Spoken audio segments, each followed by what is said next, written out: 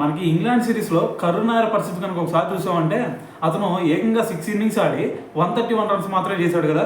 So దీంతో అతని మీద చాలా మంది కూడా విమర్శలు గుప్పిస్తా ఉన్నారు. సో కరుణారని తీసి పక్కన పెట్టండి, అతని ప్లేస్లో సాయి సుదర్శన్ తీసుకురండి అని చెప్పేసి కూడా చాలా మంది మాట్లాడుతూ ఉన్నారు.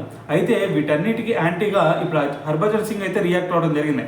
అయితే ఇక్కడ హర్భజన్ సింగ్ ఏమన్నాడు అంటే, ఓకే ఒక్కసారి మీరు గతాన్ని గుర్తు తెచ్చుకోండి, అంతకుముందు శుభ్మన్ గిల్కైనా సరే కేఎల్ రాహుల్కైనా మీరు ఎన్ని ఛాన్సులు ఇచ్చారు, ఒక్కొక్కరికి 5-6 మ్యాచ్లు ఛాన్స్ ఇచ్చారు.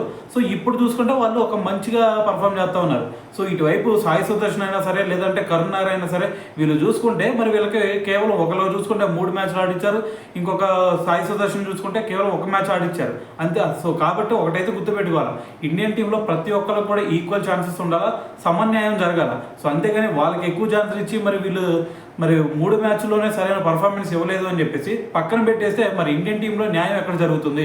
సో కాబట్టి ఖచ్చితంగా కరుణార్కి ఇంకా కొన్ని ఛాన్సులు ఇవ్వాలా. మిగతా మ్యాచెస్ ఏవైతే ఉన్నాయో వాటిలో కూడా ఛాన్స్ ఇవ్వండి. సో దాని తర్వాత సాయి సుదర్శన్ కూడా ఉన్నాడు కదా. సో మరి సాయి సుదర్శన్ని ఈ ఒక్క మ్యాచ్ చూసి పక్కన పెట్టేయడం అనేది కూడా కరెక్ట్ కాదు.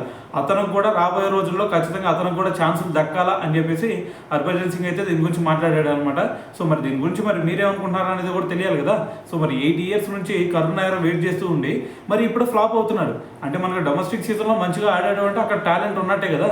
సో మరి ఆ టాలెంట్ ఇక్కడ కనబరచలేకపోతున్నాడు. సో కానీ ఇక్కడ కనుక కొన్ని ఛాన్స్ ఇచ్చామంటే మనకి డొమెస్టిక్ సీజన్లో ఏదైతే ఒక విధ్వంసం క్రియేట్ చేశాడో ఖచ్చితంగా ఇక్కడ కూడా అదే విధ్వంసం మరి రాబోయే మ్యాచ్లో ఖచ్చితంగా చేయొచ్చు అని అయితే చెప్పొచ్చు. ఎందుకంటే మన దగ్గర ఆ టాలెంట్ ఉంది కాబట్టి. సో మరి దీని గురించి మరి మీరేమనుకుంటున్నారు అనేది కూడా తెలియాలి కదా. సో కింద కామెంట్ చేసేయండి.